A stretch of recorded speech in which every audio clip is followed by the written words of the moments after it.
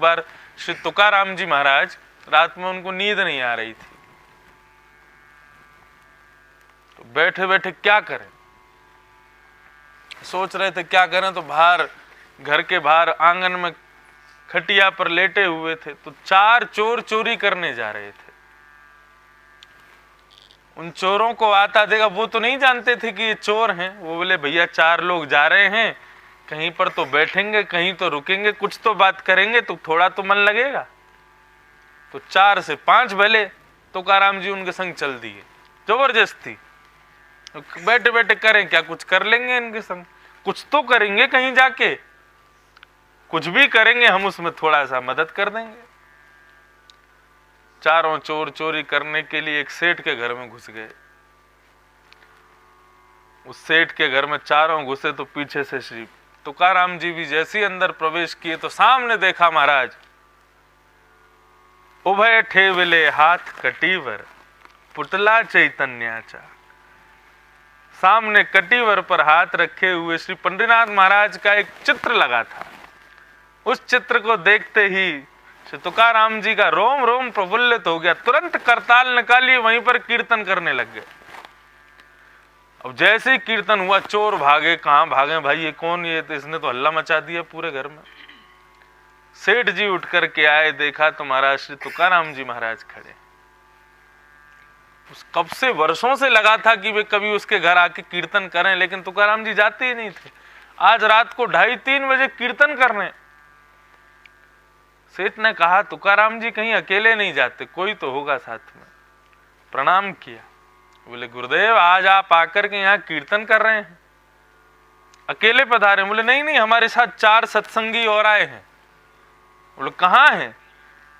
तो बोले देखो, 2 तो वो बैठे टांड के ऊपर, 2 बिस्तर के नीचे घुसे हुए हैं।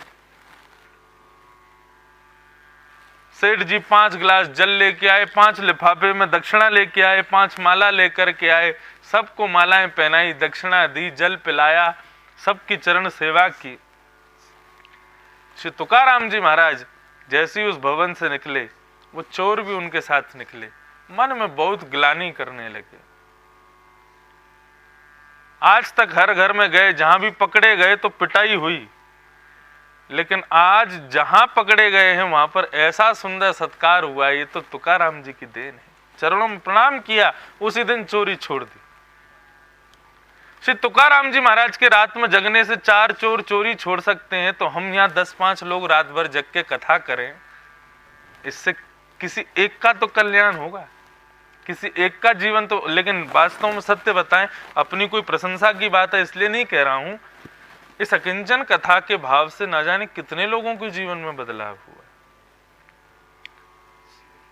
हम सामने वाले से चर्चा करते समय उसको किस संबोधन से पुकार रहे हैं, उससे मान सम्मान अपमान सबका बोध हो जाता है।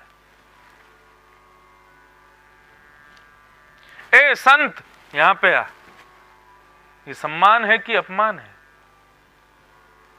संत जी यहां पर आओ, ये सम्मान है कि अपमान है?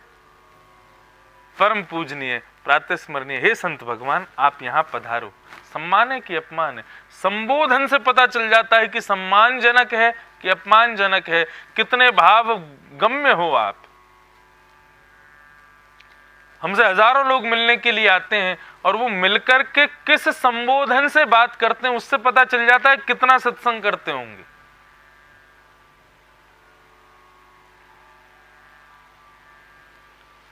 संबोधन बहुत बड़ी भूमिका निभाता है। यहां देवभूति कह रही है भूमन। भूमन शब्द का अर्थ क्या है? भूमन शब्द का अर्थ है, हे कपिल आप भूमन हो। भूमन मतलब इस भूमि के प्रत्येक कण में आपका निवास है। अंतर बहिर्वस्थितम, आप केवल बाहर ही विराजमान हो ऐसा नहीं, आप मेरे भीतर भी विराजमान हो। मेरे भीतर क्या चल रहा है, मेरे अंदर कैसे कुतूहल चल रहे हैं, ये सब आपको पता है। हे भूमन, आप सब जानते हो। मैं इसलिए आपको बता रही हूं क्योंकि मेरे भीतर जो कुछ भी हो रहा है, मेरे साथ जो कुछ भी हो रहा है, उस सब के कर्ता तो आप ही हो ना। हमको संसार में भेजा किसने? विट्ठल भगवान ने। चलो संसार में भेज दिया, यहां तक काम नहीं बना तो इस संसार में किसी कर्म में रत कर दिया। किसने किया? ठाकुर जी ने किया। यह भी हो गया, कोई बात नहीं। लेकिन तीसरी, इस संसार में रति किसने प्रकट की? ठाकुर जी ने प्रकट की। इस संसार में रति, इस संसार में मति, इस संसार में गति, इस संसार के प्रति आकर्षण, ये सब ठाकुर जी की देन है। ये सब आपने ही किया है प्रभु। इसलिए आपसे नहीं कहेंगे तो किससे कहेंगे हम? मुझे यदि आपने बांधा है तो मैं दूसरे से क्यों कहूं कि मुझको खोलो? मैं तो आपसे ही कहूंगा कि मेरे को खोलो। देवभूति जो स्तुति आज भगवान से कर रही है, जो सामने बैठ के संवाद कर रही है, ये संवाद भी है और एक प्रकार की हठपूर्वक एक लड़ाई भी है। आप ही कर रहे हो, आप ही छोड़ो मेरे को। श्री तुलसीदास जी महाराज की एक पंक्ति है, मुझे कुछ स्मरण में नहीं है, लेकिन उस पंक्ति में स्पष्ट लिखा है।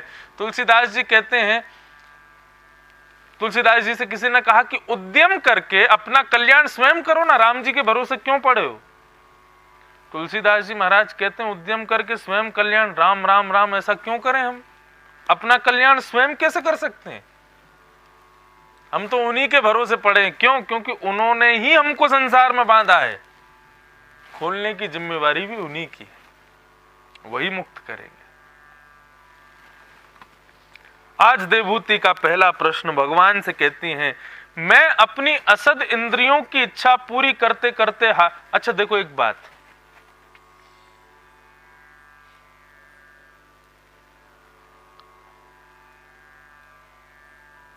इंद्रियां बलवान नहीं होती, इच्छा बलवान होती है।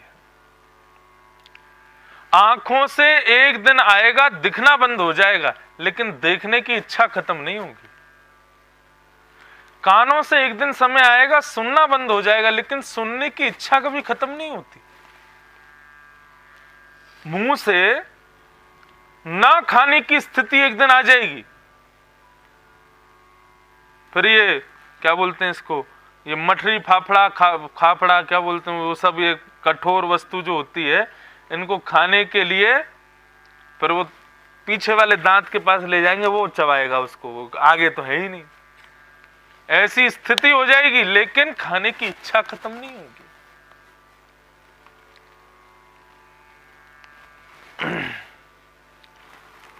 भोगा न भुक्ता वयमेव भुक्ता, तपो न तप्ता वयमेव तप्ता, कालो न याता वयमेव याता, तृष्णा न जीर्णा वयमेव जीर्णा। भोगा न भुक्ता वयमेव भुक्ता। बहुत ध्यान से सुनना। हम एक दिन भोग भोगने से शुरू करते हैं, भोग भोगना एक दिन प्रारंभ करते हैं। चलो अब उम्र हो गई, सब यार दोस्त सब पीते हैं क्लास में भर के, मैं भी पीऊंगा। आज भोग भोगना शुरू किया, करते करते करते करते करते एक दिन क्या होगा, आप भोग को नहीं भोगोगे, भोग आपको भोगेगा।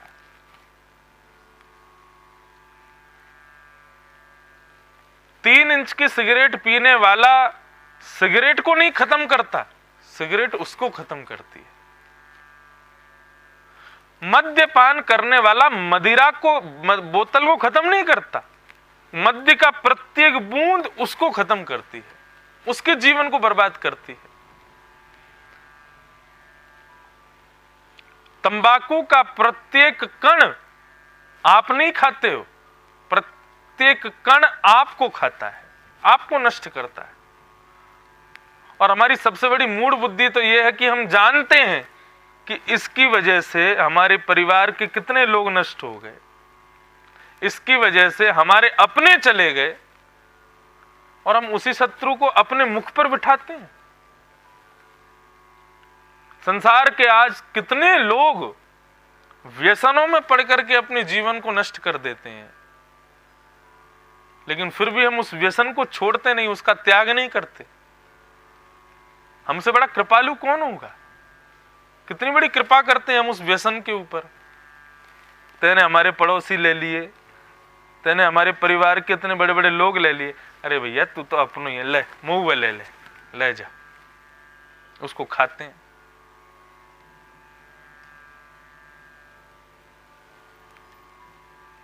और बड़े नए नए तरीके से खाते हैं। कल भी स्ट्रॉबेरी वाली जगह पे गए थे, क्या मैप्रो गार्डन, वहां पे इतनी बढ़िया स्वादिष्ट महाराज अमृत तुल्य स्ट्रॉबेरी शेक कल हमने पिया। मैंने तो ऐसा कभी नहीं खाया।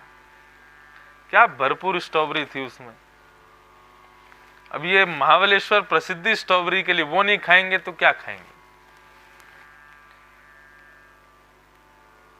उसका सेवन करने के बाद में हमारे बगल वाली टेबल पर वो भी स्ट्रॉबेरी शेक पी रहे थे, अमृत तुल्य उसका स्वाद। अब जैसे उसको पीने के बाद में मैं उसकी तरफ देखता हूं तो बगल वाला, मैं सबको दिखाया, मैं देखो, मैंने कि अब अमृत पिया, अब उसको काटने के लिए विष पी रहा है, विष की तैयारी कर रहा है। उसको यदि सूंघ लेना तो 2 दिन तक उठ नहीं पाओगे, इतनी गंदी बदबू होती है उसमें। लोग उसको जिह्वा पे धारण करते हैं, उसको अपने मुख में धारण कर लेते हैं। जिस मुख पर राम नाम विराजता है, जिस मुख पर कृपा करके, अति कृपा करके श्री विठलनाथ महाराज पधारते हैं। हमारे शास्त्रों में भगवान के मूर्तिमंत रूप से ज्यादा, भगवान के अदृश्य रूप से ज्यादा, भगवान के चैतन्य रूप से ज्यादा श्रेष्ठ शब्द रूप को माना गया। वो शब्द रूप जिस जिह्वा पर विराजता है, हम उस पर इतनी अपवित्र वस्तु धारण करते हैं।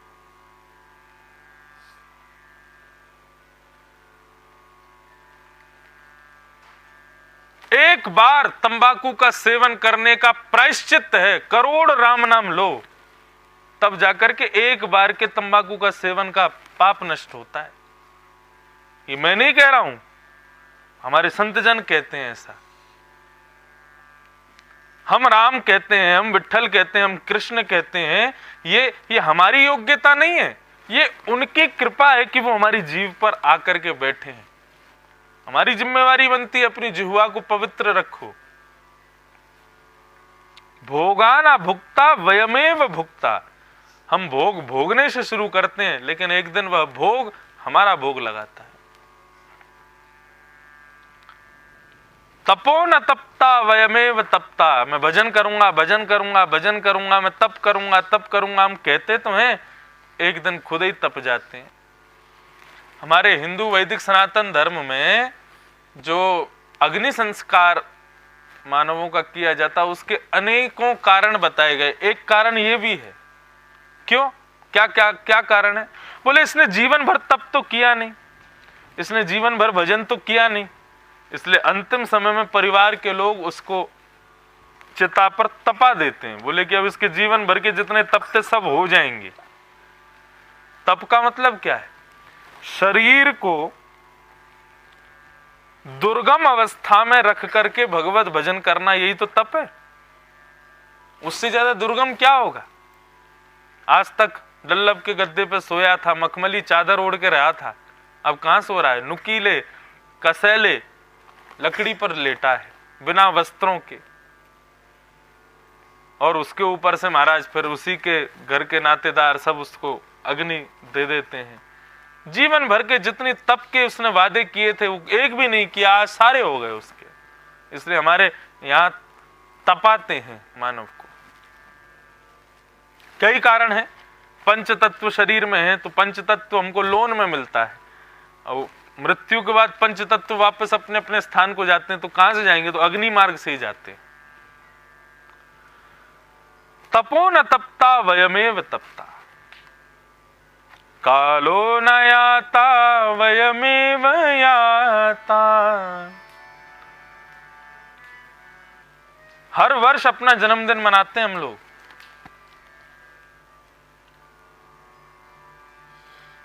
आज हमारे एक पंडित जी का भी जन्मदिन है। Happy birthday to you.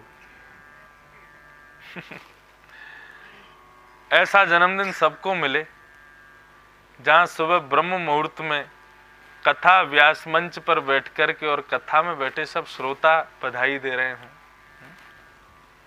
Shri Girdhar Lal ji की सन्निधि मिल रही हो, महाबलेश्वर धाम हो, स्टोवनियों की बधाई बट रही हो। ऐसा जन्मदिन सबको मिले। वास्तव में जन्मदिन उत्सव का दिन है या शोक का दिन है, विचारणीय बात है। अभी तक तो उत्सव मनाया, लेकिन उसके मूल में जाकर के देखो तो वो उत्सव का दिन है ही नहीं, अत्यंत शोक का दिन है होता है जन्मदिन। क्यों? मुझे कृपा करके आपने 1 लाख रुपए दिए और 1 लाख रुपए में से 20,000 यदि चोरी हो गए तो 20,000 चोरी होने पर आप चिंता व्यक्त करोगे कि प्रसन्नता मनाओगे? चिंता व्यक्त करेंगे ना, भैया महाराज जी के 20,000 रुपए चोरी हो गए। लेकिन यहां पर तो उल्टा ही हुआ। श्री पंडरीनाथ महाराज ने हमको 100 वर्ष की आयु दी और उसमें से 25 वर्ष यदि हमारे पूर्ण हो जाते हैं तो दुनिया के लोग बधाई देते हैं, बधाई हो तुम्हारे 25 वर्ष खत्म हो गए। हम किस चीज की बधाई ले रहे हैं? मृत्यु की ओर प्रत्येक क्षण बढ़ रहे हैं। और आज मेरा जन्मदिन है तो 1 वर्ष मेरा और खत्म हो गया और उसकी दुनिया आकर के मुझको बधाई दे रही है, बधाई हो तुमको बहुत बहुत बधाई हो। काय बात की बधाई? बोले 100 में से 50 चोरी हो गए तुम्हारे, खत्म हो गए, उसकी बधाई हो। ठीक है, व्यवहार जगत में बधाई स्वीकार करो, लेकिन एकांत में बैठ करके विचार करो, क्या वास्तव में आज मैं उत्सव मनाऊं? किस बात का उत्सव मनाऊं कि अपने जीवन के इतने वर्षों को मैंने नष्ट कर दिया। श्रीमद् भागवत में एक प्रसंग आता है, उसमें ऐसा भाव बताया गया है कि मृत्यु के बाद व्यक्ति को बड़ी आत्मग्लानि होती है। यदि वो व्यक्ति स्वर्ग जाता है, यदि वो व्यक्ति नरक जाता है, तो स्वर्ग के सुख से ज्यादा नरक के उत्पीड़ना से ज्यादा उसको आत्मग्लानि बहुत कष्ट देती है। क्यों? बोले मुझे इतना बड़ा जीवन मिला, इतनी सब व्यवस्थाएं मिली, इतनी बार प्रभु ने कृपा करके मेरे को योग प्रदान किया, लेकिन मैंने अपना उद्धार नहीं किया। भगवान उद्धव से कहते हैं उद्धव कृष्ण संवाद में, नृदेहमाद्यम सुलभम सुदुर्लभम प्लवम सुकल्पम गुरुकर्णधारम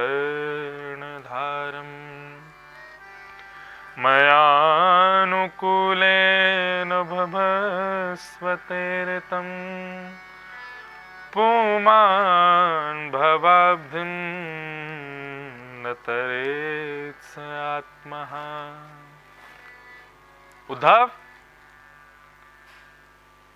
मानव के ऊपर सबसे बड़ी मेरी कृपा क्या है कि मैंने उसको मानव देह प्रदान किया। इससे बड़ी कृपा और मैं क्या करूं उसके ऊपर? लोग पूछते हैं आपको जन्मदिन पर क्या मिला? आपके एक मित्र ने आपको चश्मा दिया, एक मित्र ने आपको जूते दिए, एक मित्र ने आपको वॉच दी, घड़ी दी, माता पिता ने कपड़े दिए। इन सबको दिखा करके हम लोग बड़े प्रसन्न होते हैं और जो नहीं देता उससे बड़े दुखी और हो जाते हैं, तेने मेरे को कुछ नहीं दिया, मेरा जन्मदिन था कल। वास्तव में अपने जन्मोत्सव वाले दिन विचार करना, सबसे बड़ा उपहार आपको किसने दिया? आप जितने वर्ष के हो गए हो उतने वर्ष पूर्व आपको सबसे बड़ा उपहार दिया श्री पंडरीनाथ महाराज ने, ये देह प्रदान किया, शरीर दिया।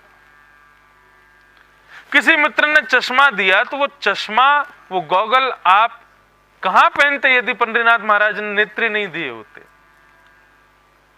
किसी ने हेडफोन्स दिए गाने सुनने के लिए, कान ही नहीं दिए होते पंडरीनाथ भगवान ने, तो कहां लगाते हेडफोन्स को? किसी ने वॉच दी और भगवान ने हाथ ही नहीं दिए होते तो कहां पहनते?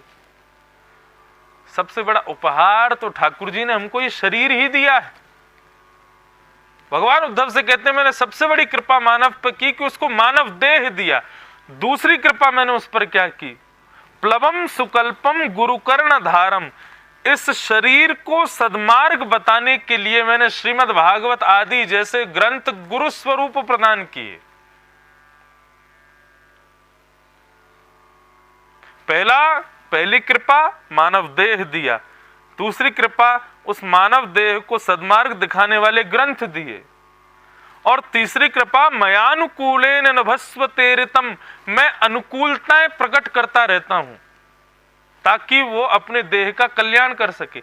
आप कई लोग नासिक से आए हैं, पुणे से आए हैं, पटना से आए हैं, हम वृंदावन से आए हैं, सब अलग अलग स्थानों से आए हैं यहां पर। क्या ये हमारी योग्यता है कि हम लोग यहां बैठे? नहीं। निश्चित ही पंडरीनाथ महाराज श्री महाबलेश्वर नाथ चाहते थे कि हम सब एकत्रित हों और कथा श्रवण करें, इसलिए हम लोग यहां आए।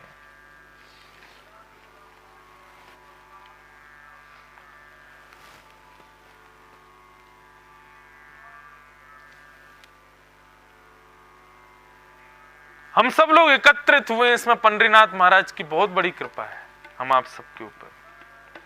2 मिनट संकीर्तन कीजिए। हरे कृष्ण कृष्ण कृष्ण हरे हरे, हरे राम राम राम हरे हरे, हरे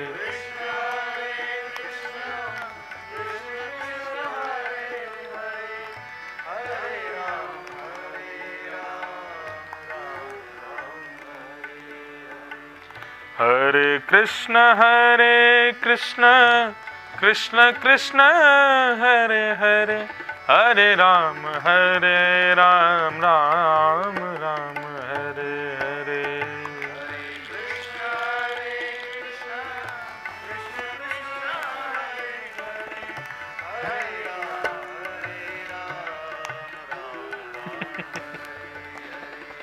हरे कृष्ण कृष्ण कृष्ण हरे हरे, हरे राम राम राम हरे हरे, हरे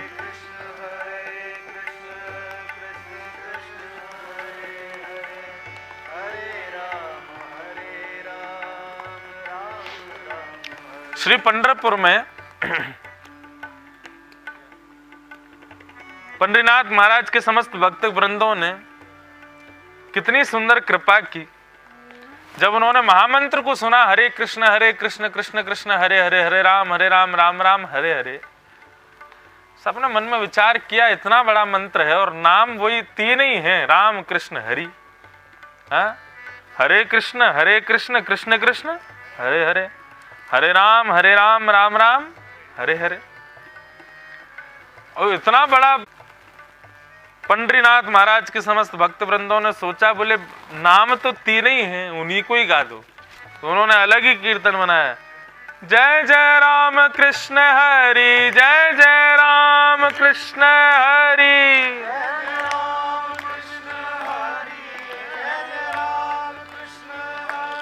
जय जय राम कृष्ण हरि, जय जय राम कृष्ण हरि,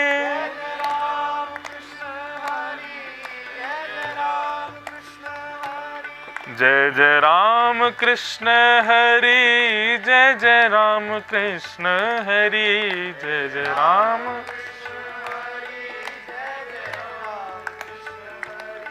जय जय राम कृष्ण हरि, जय जय राम कृष्ण हरि,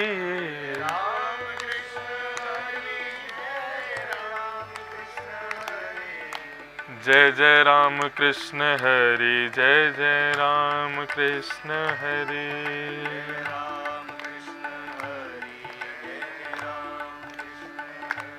जय जय राम कृष्ण हरि, जय जय राम कृष्ण हरि।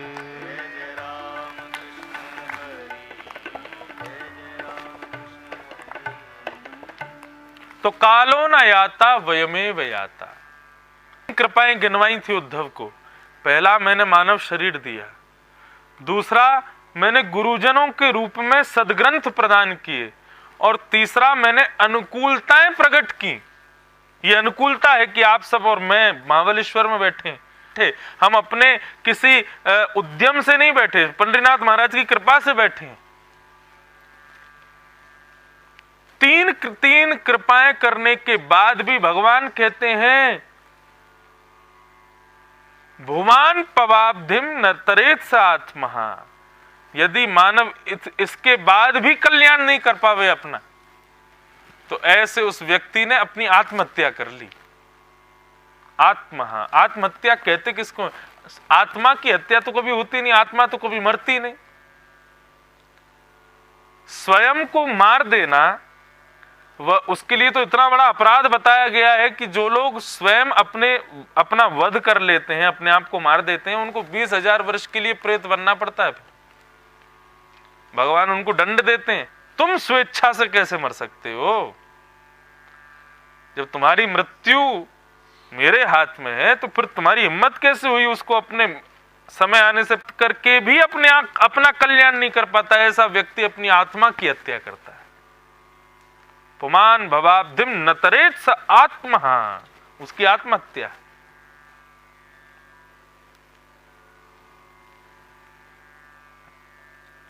कालो न याता वयमेव याता। हर साल हम अपना जन्मदिन मनाते हैं, वास्तव में हम बड़े नहीं हो रहे, हम घट रहे हैं। तृष्णा न जीर्णा वयमेव जीर्णा। इच्छा कभी बुढ़ी नहीं होती, तृष्णा कभी बुढ़ी नहीं होती, हम बुढ़े होते हैं। हम शिथिल हो जाते हैं, लेकिन हमारी इच्छाएं कभी बुढ़ी नहीं होती। आंखों पे पड़ेगा जाला, नाक से बहेगा नाला, लाठी से पड़ेगा पाला, जरा जिंदगानी का। ऐसी स्थिति हो जाएगी एक दिन। बिना डंडे के चला नहीं जाएगा, बिना चश्मे की आंखों से दिखेगा नहीं, बिना मशीन के कान सुनेंगे नहीं, और वो क्या बोलते हैं, रेडीमेड दांत लगाए घूमेंगे सब लोग। कई घरों में तो बड़े बूढ़े लोगों को जोर की छींक आती है तो 3200 निकल के बाहर। नाती पोते कई घरों में ढूंढते ही रहते हैं, माँ दादा दादी के दांत कहां पड़े? बाबा वहां पड़े थे डस्टबिन के पीछे। ऐसी स्थिति हो जाएगी। लेकिन ऐसी स्थिति में भी याद रखना बंधुओं, यदि इन इंद्रियों को अभी नहीं रोका तो ये आंखें इतनी बलवान हो जाती हैं, उस समय पर दिखाई नहीं देता लेकिन इच्छाएं बहुत होती हैं। सुनाई नहीं देता लेकिन सुनने की इच्छा। वृंदावन में यमुना पल्ली पार मानसरोवर है मानसरोवर है, राधा रानी का स्थान। वहां पर एक बंगाली बाबा रहते थे। तो यमुना पल्ली पार मेला आदि कभी कभी लगते हैं। वहां बेलवन भी है, लक्ष्मी जी का स्थान। तो बेलवन में मेला लगा। मानसरोवर पर रहने वाले बंगाली बाबा सोचे कि आज चलो बेलवन में चलते हैं और कुछ मिठाई लेके आते हैं ठाकुर जी के भोग के लिए। भजन करते थे कुटिया में बैठ के, और कम से कम 20 घंटा भजन करते थे। 24 घंटे में से 1 घंटा तो अपने स्नान आदि और सब में लगाते थे, 2 घंटा 3 घंटा सोते थे, बाकी के समय वे बैठ करके भजन करते थे। आज अपने ठाकुर जी के लिए बोले कि चलो मेला से कुछ मिठाई मिष्ठान लेके आते हैं। मेले में गए तो वहां जलेबी बन रही थी, जलेबी लेके आए। अब जलेबी लेके जैसे महाराज जी आए तो गांव शहर के बालक पीछे पड़ गए उनके। बाबा जलेबी, बाबा जलेबी, बाबा बाबा प्रसाद, बाबा।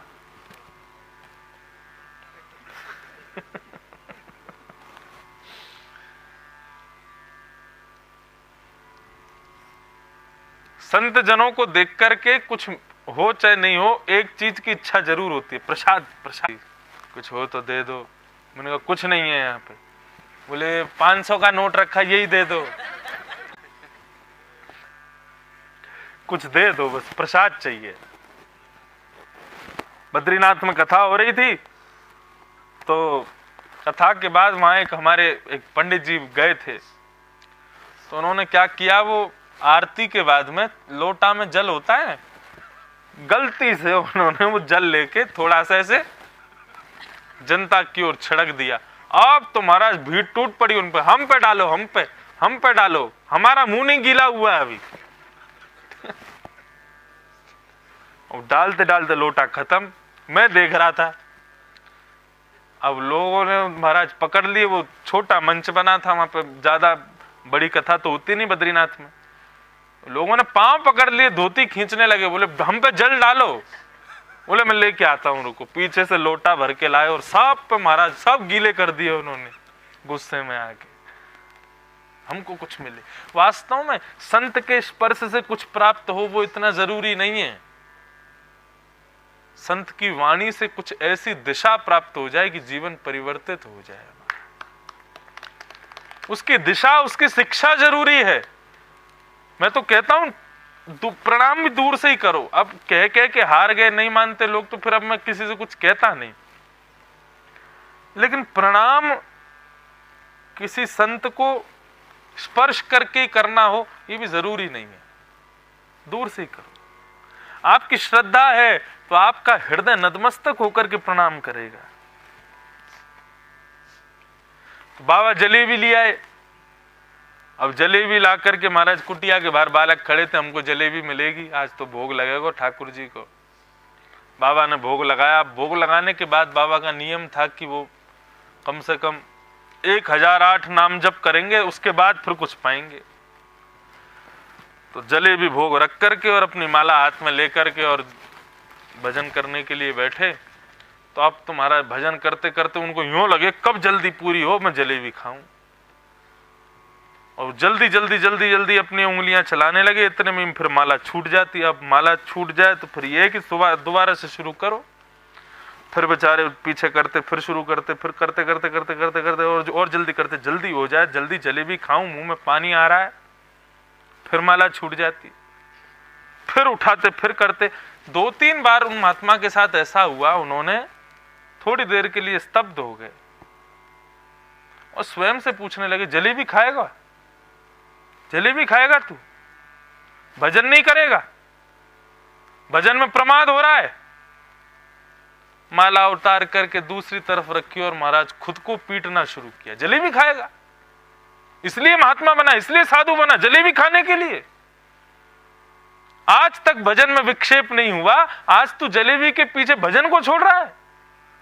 खुद को मारने पीटने लगे। बोले रुक जा, तेरे को जलेबी खिलाता हूं। और जलेबी लेकर के गए, बाहर यमुना जी में सारी जलेबी पधरा दी। ऐसा नियंत्रण जब अपनी इंद्रियों पर किया जाएगा तब हमारी इंद्रियां सुधरेंगी, नहीं तो कभी नहीं सुधरेंगी। देखना इंद्रियों के ना घोड़े भगे, इनमें हरदम ये संयम के कोड़े पड़े। यहां पर कपिल देवभूति संवाद का प्रारंभ इंद्रियों के वशीकरण के साथ में। लोग पूछते मन कैसे शांत होगा? मन तभी शांत होगा जब उस पर कसोगे, थोड़ा सा उस पर थोड़ा क्रोध करोगे, स्वयं के ऊपर थोड़ा नियंत्रण करोगे खुद के ऊपर। जीवन पर्यंत उस बाबा ने फिर मिठाई देखी नहीं, किसको कहते हैं। बालक को अध्यापक स्कूल में गांव में आ जाए, खुद की इंद्रियां भटकने लग जाएं, तो उस समय, उस काल में अपने आप को अध्यापक बना करके स्वयं को दंडित कीजिए, स्वयं को नियंत्रित कीजिए, स्वयं को संयमित कीजिए, तब इंद्रियां रुकेंगी। नहीं तो इन इंद्रियां को बहुत बलवान है ये।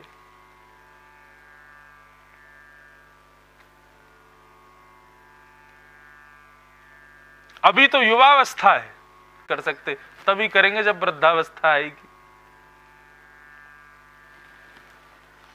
माता देवभूति कह रही है, हे भूमन, हे सर्वव्यापी कपिल, पुत्र नहीं है, साक्षात परमात्मा है। मेरी इंद्रियों की इच्छाएं कैसे पूरी हों? मैं ऐसा क्या करूं कि मेरी समस्त इंद्रियों की इच्छाएं नष्ट हो जाएं? ऐसी कृपा कर दो। शरणागत का इतना सुंदर श्लोक गाया है देवहूति माता ने। तम त्वागताहं शरणं शरणं स्वभृत्य संसार तरो कुठाहरम् जिज्ञासयाहं प्रकृते पुरुषस्य नमामि सद्धर्म विदां वरिष्ठम्। आह, देवहूति कह रही है, हे प्रभु मैं आपकी शरण में आई हूं।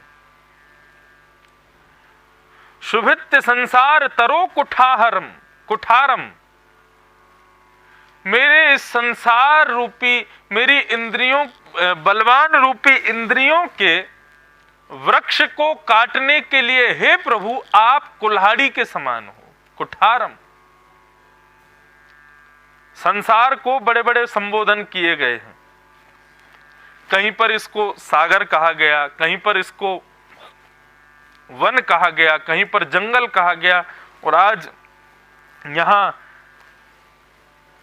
श्री देवहूति जी इसको वृक्ष कह रही हैं और कह रही हैं, हे प्रभु आप मेरे इस वृक्ष रूपी संसार को काटने के लिए कुल्हाड़ी के समान हो। हे प्रभु इसको नष्ट कर दो। और मेरी जिज्ञासा क्या है? बोले जिज्ञासयाहं प्रकृते पुरुषस्य नमामि सद्धर्म विदां वरिष्ठम्। मेरी जिज्ञासा है आपसे कि प्रकृति में और परमात्मा में अंतर क्या है। ये बहुत बड़ी जिज्ञासा है। श्री देवहूति जी ने एक प्रश्न तो किया, इंद्रियों की इच्छाएं कैसे पूरी हों। अब दूसरा प्रश्न कर रही हैं कि प्रकृति और पुरुष में भेद क्या है, प्रकृति और परमात्मा में अंतर क्या है। ये संसार भगवान से भिन्न कैसे, और यदि भिन्न है तो फिर ऐसा क्यों कहा गया सर्वम खलु इदं ब्रह्म, सब जगह भगवान है। सब जगह भगवान है तो फिर ये भिन्न कैसे हो सकता है, और यदि भिन्न है तो सब में भगवान कैसे हो सकते हैं। ये साधारण कथा नहीं है बंधुओं, ये कपिल देवहूति संवाद है, श्रीमद् भागवत की फिलॉसफी है, सांख्य शास्त्र है। अच्छे अच्छों की बुद्धि घूम जाती है इसको सुनने में, ये साधारण नहीं है। प्रकृति और पुरुष में भेद क्या है मुझे बताइए। नमामि सद्धर्म विदां वरिष्ठम, मैं आपको प्रणाम करते हुए ये जिज्ञासा अपनी पूछ रही हूं, मुझे बताइए।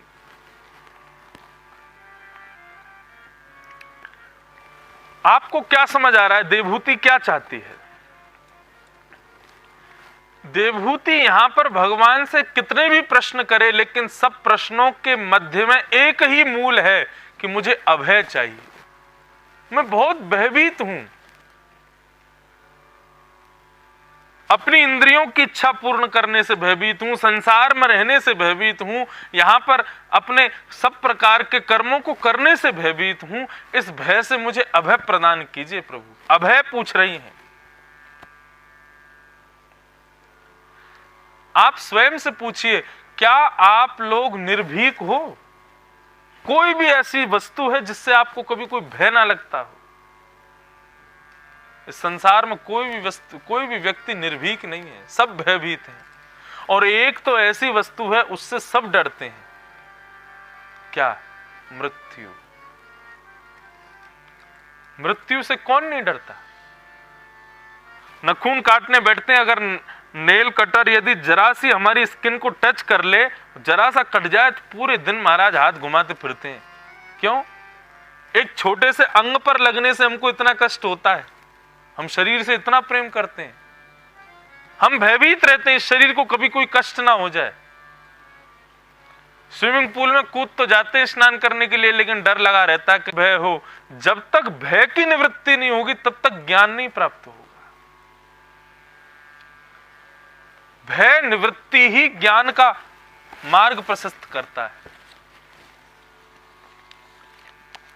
अभय, निर्भीकता। एक संत कुटिया में बैठ करके भजन कर रहे थे,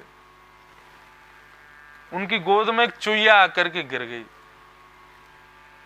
चुईया को देखा,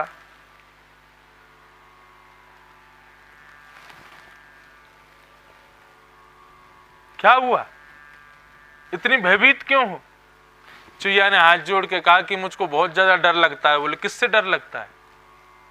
बोले मेरे को डर लगता है बिल्ली से, वो खाने के लिए मुझको दौड़ती है, आप कृपा करके मेरे को उससे बचाओ।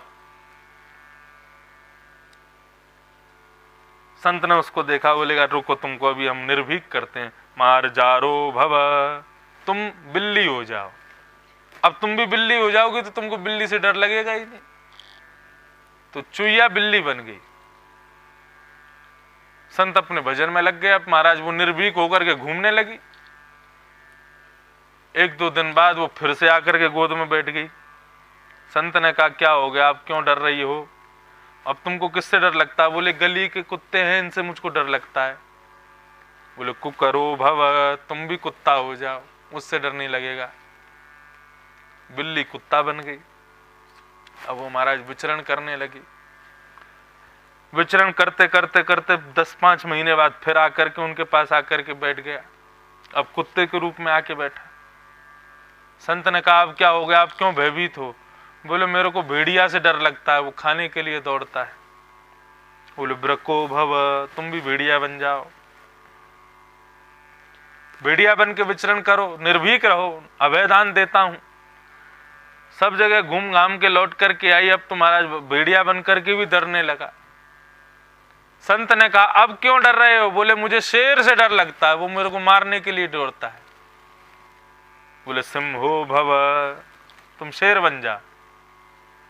जैसे ही शेर बना तो शेर बन के संत के ऊपर ही झपटा। बोले तुमको खाऊंगा।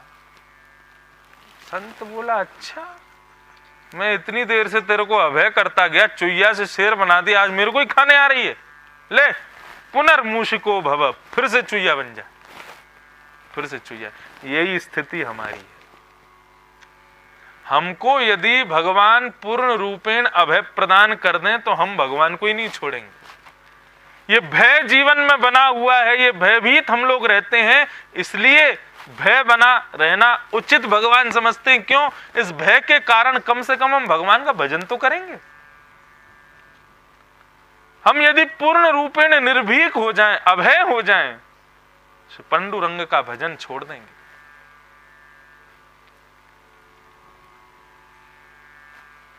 इसलिए पूर्ण रूपेण निर्भीकता तो जीवन में कभी नहीं आ सकती, निर्भयता तो कभी जीवन में नहीं आ सकती। एक भय तो सदैव बना ही रहेगा।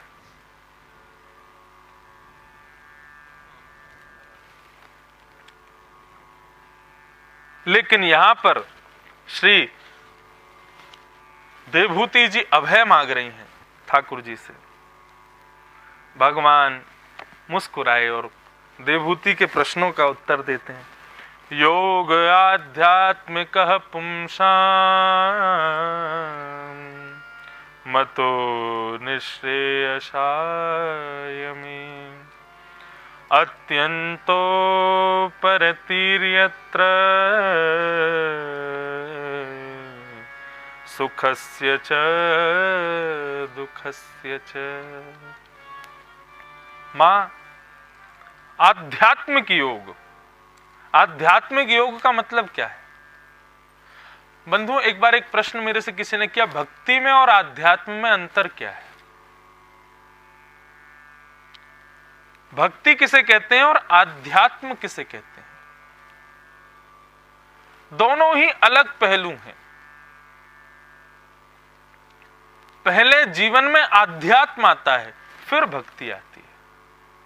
आध्यात्म एक साधन है और भक्ति साध्य है। आध्यात्म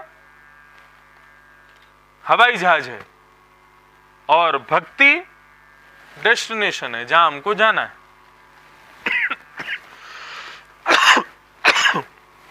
कई लोग भक्ति को साधन समझते हैं। कहाँ गए हो भैया? कागज पैसा तो नहीं।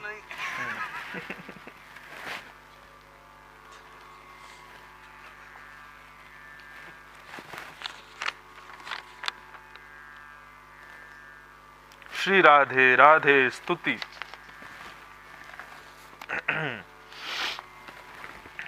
तो मैं क्या कह रहा था?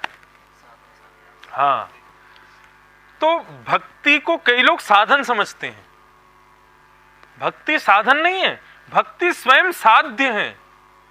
भक्ति भक्त भगवंत गुरु, श्री नाभाजी कहते हैं, चतुर नाम वपुएक। ये नाम अलग अलग हैं, लेकिन है तो वास्तव में एक। भक्ति, भक्त, भगवान और गुरु। मतलब यदि जीवन में भक्ति आ गई तो फिर उसके बाद कुछ करना शेष नहीं है। भक्ति मतलब भगवान आ गए, उसके बाद कुछ तुकाराम जी महाराज, नामदेव जी महाराज, श्री जनाबाई जी और हमारे, आज तो कोहरा पड़ रहा है यहाँ,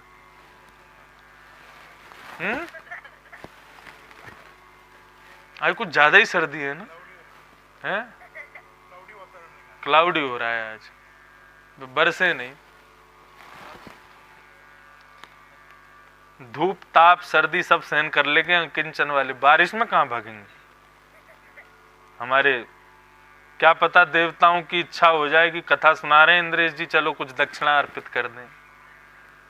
ऐसी दक्षिणा नहीं दें कि दक्षिणा से सराबोर हो जाएं हम। तो जितने भी भक्त हुए, चाहे श्री तुकाराम जी हो, नामदेव जी हो, ये लोग कोई साधन थोड़ी करते थे। विट्ठल के प्रति प्रेम और बढ़े उसके लिए कुछ करते थोड़े ही थे। इनको तो ऑलरेडी भक्ति मिल गई थी, ये तो उसी में ही रमते थे। मीराबाई ने कुछ एक्स्ट्रा ऑर्डिनरी करने का प्रयास किया ऐसा नहीं। वो जब से ठाकुर जी गिरधर लाल उनको प्राप्त हुए तब से लेकर के अंत तक वो समान उनकी स्थिति रहती थी। क्यों? भक्ति मिल गई, अब करना कुछ शेष नहीं है। भक्ति ही तो साध्य है, भक्ति ही तो चाहिए थी।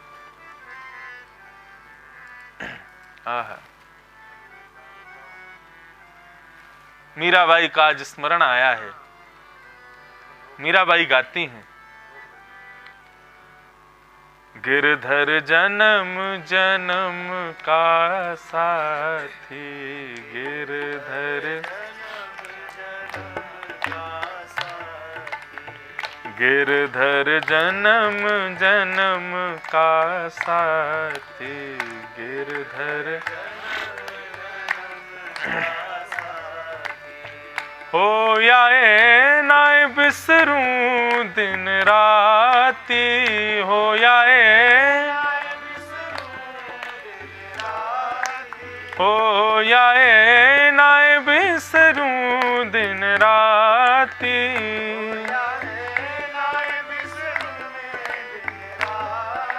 गिरधर जन्म जन्म का साथी, गिरधर जन्म गिरधर जन्म जन्म का साथी, गिरधर ओ इनके बिन मोहे सल न परत है, जानत मेरी छाती, इनके बिन मोहे सल न परत है, जानत मेरी छाती, इनके बिन मोहे सल न परत है, जानत मेरी छाती, इनके बिन मोहे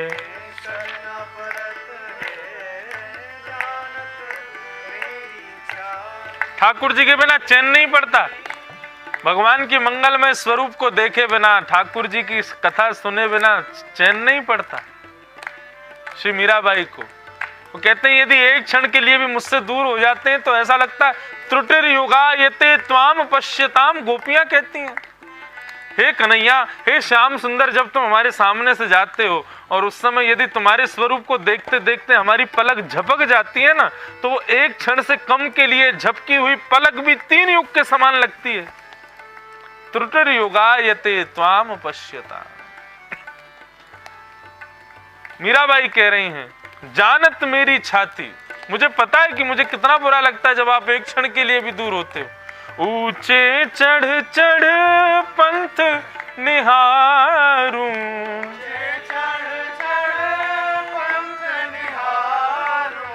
ऊंचे चढ़ चढ़ पंथ निहारूं,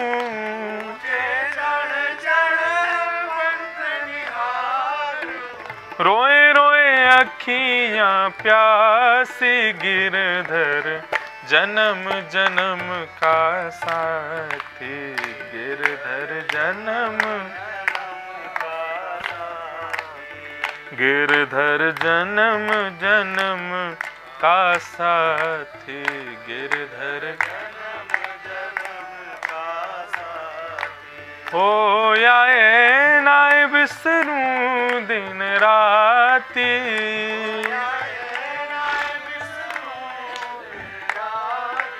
हो आए नाय बिसरूं दिन राती,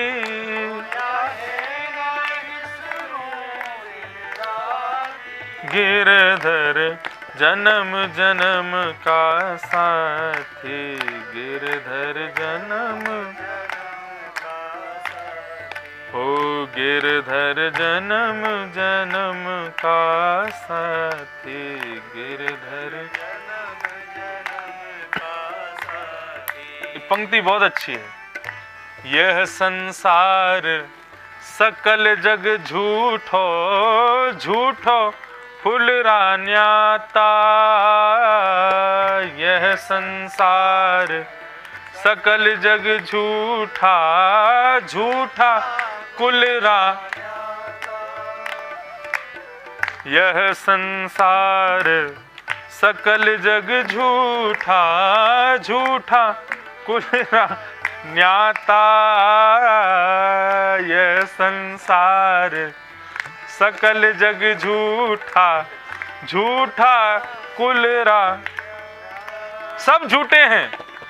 दो कर जोड़ा रज करूं छू,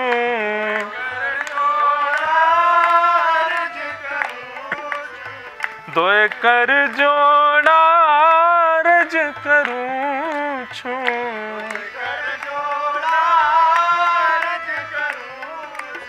सुन ली जो मारी बाती, गिरधर जन्म जन्म का साथी, गिरधर जन्म, गिरधर जन्म जन्म का साथी, गिरधर हो पल पल पिय को रूप निहारूं, निरख निरख सुख पाती, पल पल पिय को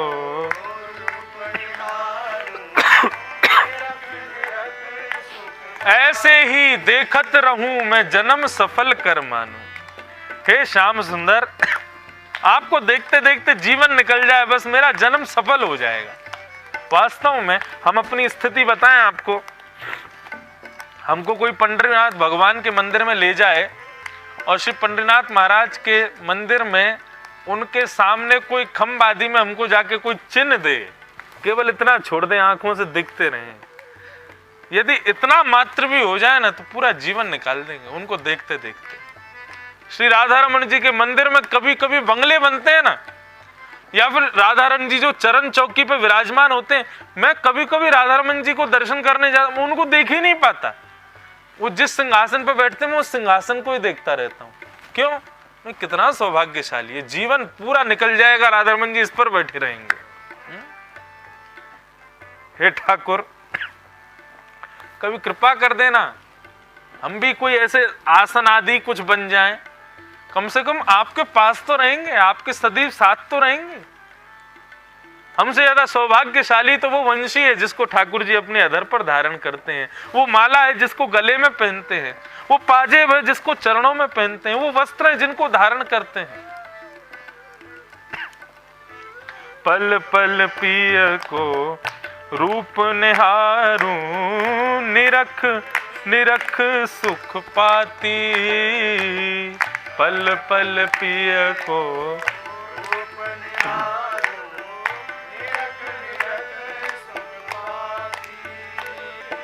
मीरा के प्रभु गिरधर नागर,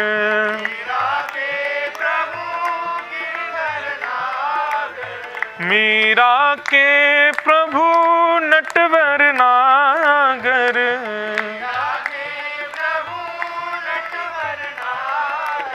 हरि चरणा चितराती गिरधर, जन्म जन्म का साथी गिरधर,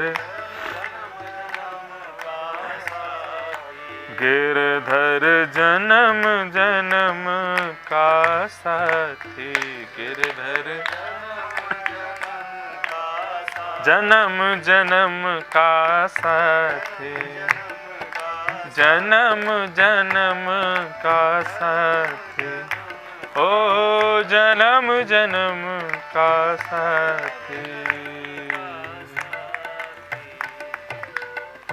तो मीराबाई ये आध्यात्म नहीं है, ये भक्ति है। आध्यात्म का मतलब है जो साधन सिद्धा होता है उसको आध्यात्मिक कहते हैं। जो साधन पर चल रहा है, जो पथ पर, जैसे हम लोग जो हैं हम आध्यात्मिक हैं क्योंकि हम भक्ति के पथ पर चल रहे हैं।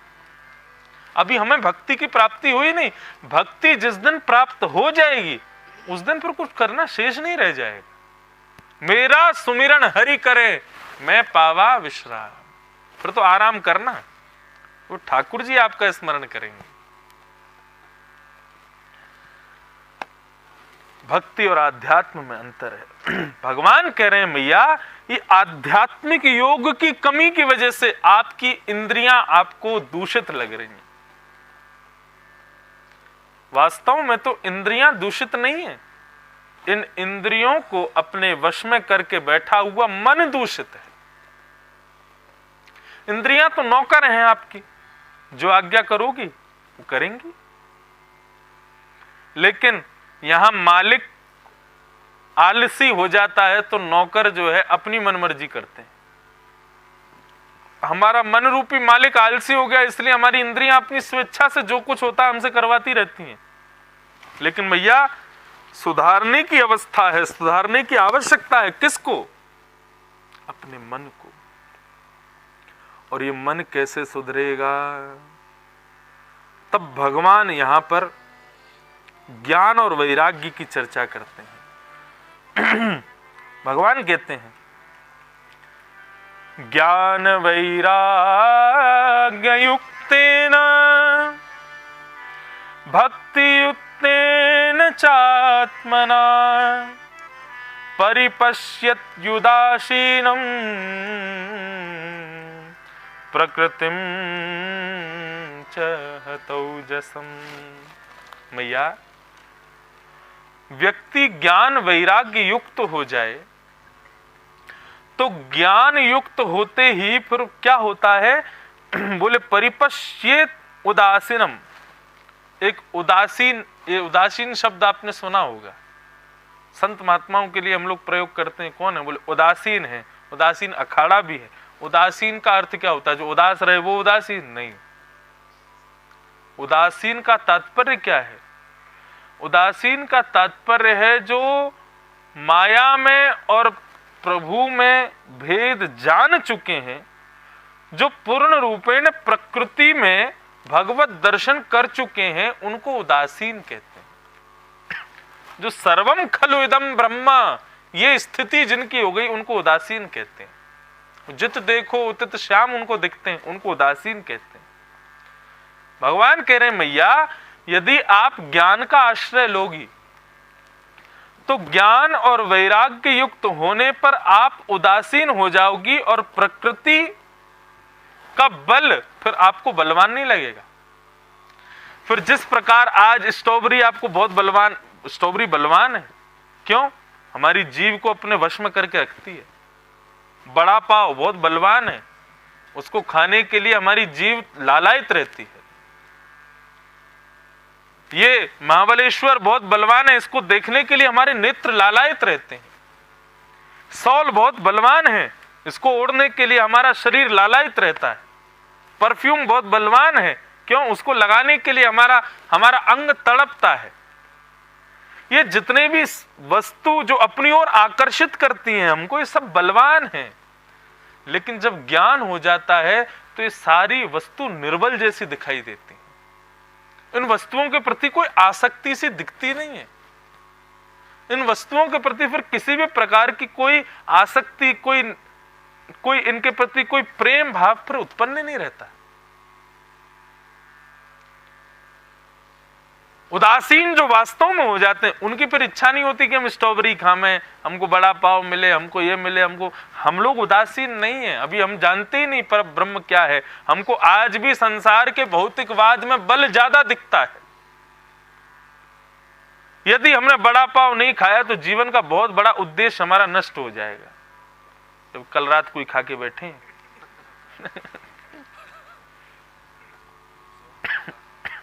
देखो, आप एक बात सुनो, हम कोई बात यहां से कहते हैं और यदि स्वयं के जीवन में भी वो चीज नहीं हो पा रही है तो ठाकुर जी एक जगह कहते हैं कि इतना स्वीकार तो आप कर रहे हो ना कि जो हमने किया वो ठीक नहीं है।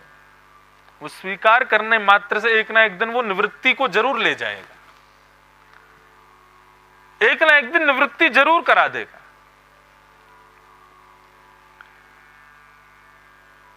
भगवान कहते हैं मैया, ये ज्ञान यदि हो जाए तो संसार की फिर कोई भी वस्तु आपको आकर्षित नहीं कर पाएगी। लेकिन